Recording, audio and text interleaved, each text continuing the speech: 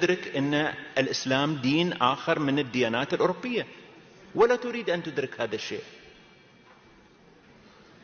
وإلى أن تدرك أن مشكلتها. نحن عندنا مثل في الإمارات، ما أدري إذا تقولونه في السعودية، نقول عوقك في بطنك.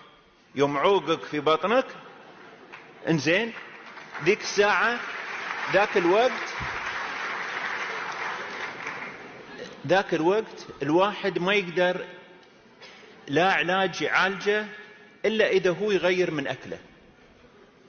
هناك دول أوروبية اليوم هي حاضنة للإرهابيين، حاضنة للتطرف، وعليها إما أن تكشف من هذا الزيف وهذا اللبس أو أن تتحمل مسؤوليتها.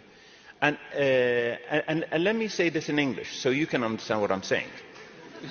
I have translation. No, I know you have translation, but I just want to make sure you get it right.